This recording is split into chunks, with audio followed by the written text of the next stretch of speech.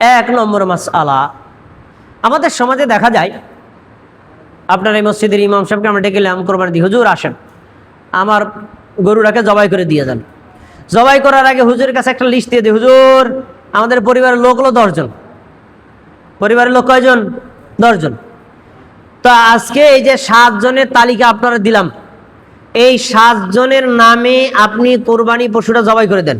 3 জন বাকি রইল, আগামী বছর তাদের নামে দেওয়া হবে। কি এমন আমাদের সমাজে এই রেওয়াজ আছে না নাই? আছে না? এইখানে একটা ভুল আছে।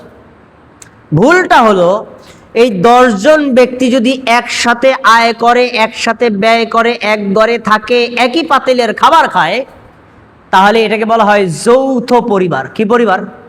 যৌথ পরিবার। যৌথ পরিবার হলে পরিবারের লোক যদি 10 জন কেন 100 লোক হয়, একটা উট, একটা গরু, একটা ছাগল, একটা দুম্বা, একটা ভেড়া দিলে ভাগ করা দরকার নাই। আল্লাহ সবার জন্য, সবার পক্ষ থেকে কোরবানি কবুল করবেন, বলেন আলহামদুলিল্লাহ। তাহলে যারা এরকম নিয়ত করে কোরবানি দেন তারা আর ভাগ করবেন না। ইমাম সাহেব ডেকে, ইমাম সাহেব বিসমিল্লাহ আল্লাহু আকবার, জবাই করে দেন। আমার অন্তরের খবর কে জানে? আল্লাহ তাবারক ওয়া তাআলা। আর যদি আলাদা হয়, সময় হয়ে গেছে, ইমাম সাহেব সময় গেছে।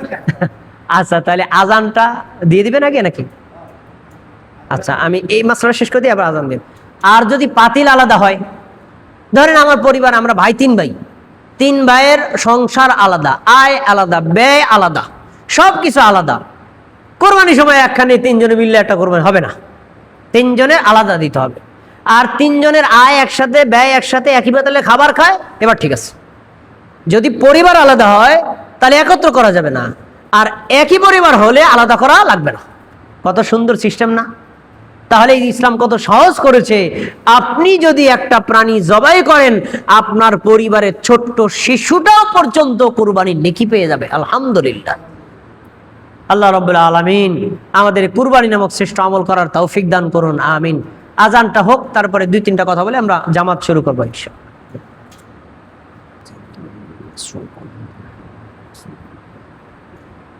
জাস্ট 8:30টায় জামাত শুরু হবে ইনশাআল্লাহ। মাত্র 10 মিনিট সময় বাকি আছে। আমরা 10 মিনিটের মধ্যে 2টা মাসআলা জানার চেষ্টা করি। 1 নম্বর মাসআলা হলো ভাগে কোরবানি এবং একাকী কোরবানি। প্রথম কথা হলো, কোরবানি একটা মালি ইবাদত, সম্পদের উপর এইটা আমল হয়। যেহেতু টাকা দিয়া তারপরে পশু কিনে এরপরে কোরবানি করতে হয়, তো সকলের সামর্থ্য কিন্তু একরকম না। এই জন্য ইসলাম আপনাকে অপশন দিয়েছেন। একজন লোক যদি অধিক সম্পদশালী হয় তাহলে উট কোরবানি করবে, কারণ এই প্রাণীটা আকারে বড়, দাম খুব বেশি।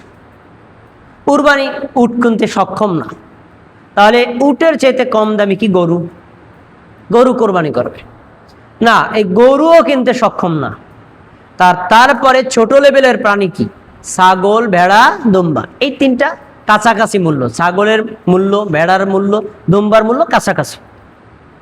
এখন আপনি পারলে উট দিবেন, পারেন না গরু দিবেন, পারেন না কি দিবেন, ছাগল, ভেড়া, দুম্বা দিবেন। যেহেতু ইসলামে এই সুযোগটা আপনার জন্য রাখা হয়েছে, বেশি টাকা না থাকলে কম টাকা দিয়ে কোরবানি করার সুযোগ আছে। এই জন্য আমাদের উত্তম পদ্ধতি হচ্ছে একা একা কোরবানি করা। তাতে সুবিধা অনেকগুলো। একা একা কোরবানি করলে আপনার নিয়তটা শুদ্ধ থাকে, আপনার আয় হালালটা আপনি কনফার্ম করতে পারেন, এবং আপনি নিজের মতো করে প্রাণীটাকে জবাই করতে পারেন, নিজের মতো করে বন্টন করতে পারেন, নিজের মতো করে খেতে পারেন, অন্যের ধার দ্বারা হওয়া লাগে না। আর যদি কাউ এমন হয় যে না, আমরা যে একটা ছাগল কোরবানি দিই, আমার ঘরে কেউ ছাগলের গোস্ত খায় না, এমনটা হতে পারে অনেকের, তাহলে সে যৌথ কোরবানি করতে পারে। কিন্তু যৌথ কোরবানি করতে গেলে তার একটা সমস্যা আছে, সেটা হলো হাদিসে একটা শব্দ উল্লেখ করা। রাসূল সাল্লাল্লাহু আলাইহি ওয়াসাল্লামের জামানায় সাহাবায়ে কেরাম হুদায়বিয়ার সন্ধির সফরে যখন ছিলেন, অন্য সফরে যখন ছিলেন, তখন সফরে থাকতে প্রাণীর সংকট থাকে। আল্লাহ নবী বলেছেন কি, শোনো, যেহেতু প্রাণী সংকট, যদি সব জবাই করে দাও তাহলে তোমরা কিসের উপর আরোহণ করে নিজের বাড়ি ফেরত যাবা? তোমরা একটা কাজ করো, একটা উটে 10 জন অথবা 7 জনের শরীক হবা সর্বোচ্চ, আর একটা গরুতে সর্বোচ্চ 7 জনের শরীক হবা, আর ছাগল ভেড়া দুম্বাতে কোনো শরীক নাই, একা একা দিতে হবে। এখন তোমরা সাধ্যমতো দাও।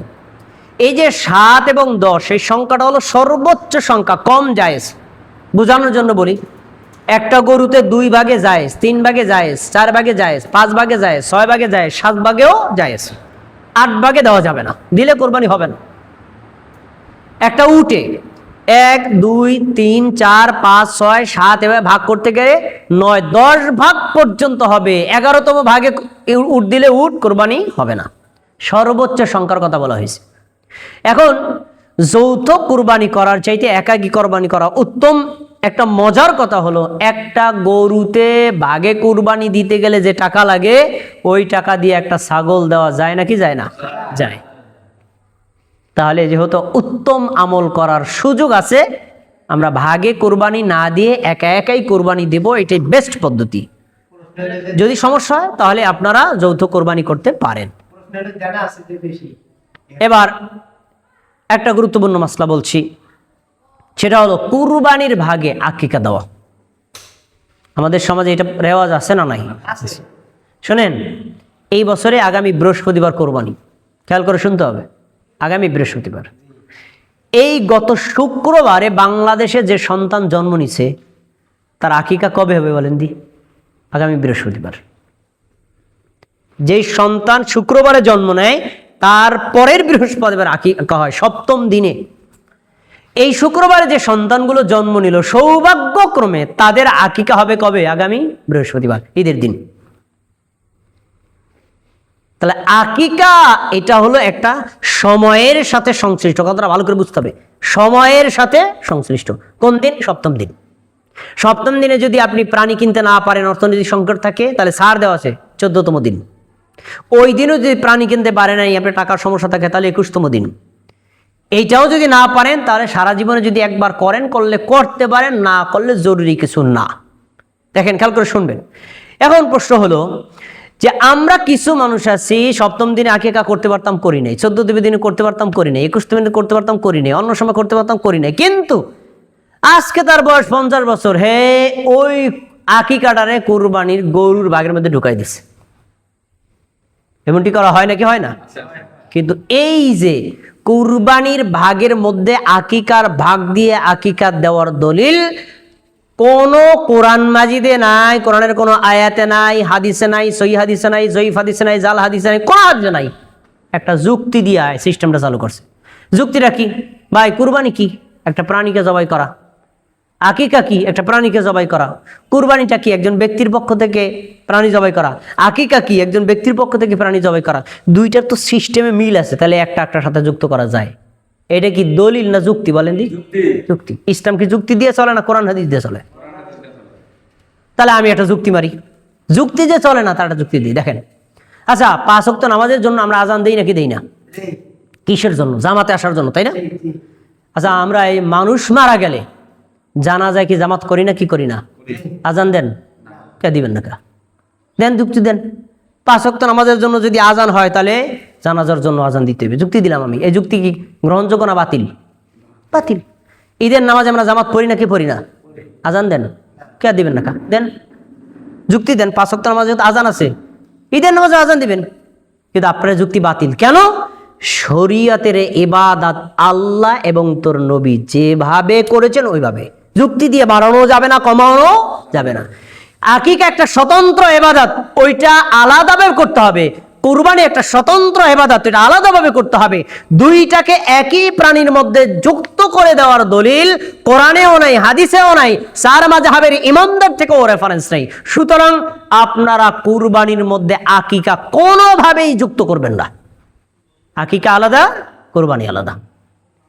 আমরা এরপরেও যদি যুক্তি দিয়া কুরবানির মধ্যে আকিকা ঢুকাই, আল্লাহ দয়া করে কুরবানি কবুল করতে পারেন, কিন্তু আকিকা কবুল হবে না, কারণ ওইটার সাথে একটা সময়ের সংশ্লিষ্টতা, এই মানে কুরবানির সাথে এর সাথে যুক্ত করার কোনো সুযোগ নেই। আল্লাহ রাব্বুল আলামিন আমাদের সবাইকে আগত এই কুরবানির দিনে সাধ্যমতো সুন্নাত মোতাবেক কুরবানি করার এবং আল্লাহ তাআলা আমাদের এই কুরবানিগুলো কবুল করার এবং 10টা দিনের আমলগুলো করার এবং আমলের মাধ্যমে জিহাদের সমতুল্য নেকি নেওয়ার তৌফিক দান করুন, আমিন। সবশেষে আমরা তাকবীরে তাশরিক এবং যে মজলিস শেষের দোয়াটি শেষ করব। তাকবীরে তাশরিক একবার বলেন, আল্লাহু আকবার, আল্লাহু আকবার, লা ইলাহা ইল্লাল্লাহ, আল্লাহু আকবার, আল্লাহু আকবার, ওয়ালিল্লাহিল হামদ। আমরা মজলিস শেষের দোয়া পড়বি, সুবহানাকাল্লাহুম্মা ওয়া বিহামদিকা আশহাদু আল্লা ইলাহা ইল্লা আনতা আস্তাগফিরুকা ওয়া আতুবু ইলাইক। আসসালামু আলাইকুম ওয়া রাহমাতুল্লাহি ওয়া বারাকাতুহু।